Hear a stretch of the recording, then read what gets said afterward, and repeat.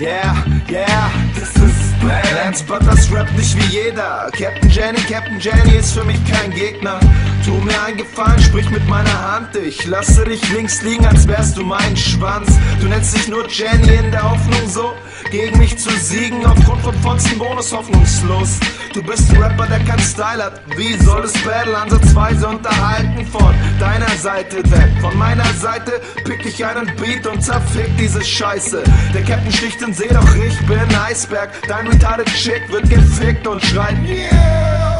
Ich geb deiner Mama Penis, das war mir gerade wichtiger, als über dich zu reden. Jenny, du bist ein armer kleiner Stricher. Nimm mein ganzes Geld und kauf dir einen zweiten Zipper. Und weil dein Name noch weiblicher klingt als ich, bist du von Lance Butters zerfickt.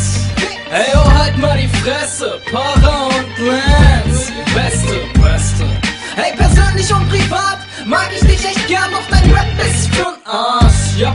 Also halt dein Maul, es ist Lance Butters, du bist leider raus, ist so. Ich bin higher als mein Skytop von Supra. Dieser Captain Jenny ist wohl überkrass der Loser. Er macht zwar Double Times, er macht zwar krass Vergleiche, doch ist ernsthaft nicht ernsthaft mit mir zu vergleichen.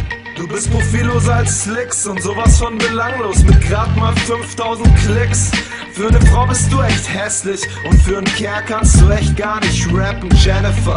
Wenn ich dich da so stehen sehe, glaub ich, deine Eltern wollten eigentlich ein Mädchen. Du fragst, was macht diesen Lance so perfekt? Ey, this is wie ich rap. Und weil dein Name noch weiblicher klingt als ich, bist du von Lance Butters zerfickt. Ey, oh, halt mal die Fresse, Para und Lance, Beste. Hey, persönlich und privat mag ich dich echt gern, doch dein Rap ist für'n Arsch, ja. Also halt dein Maul, es ist Lance Butters, du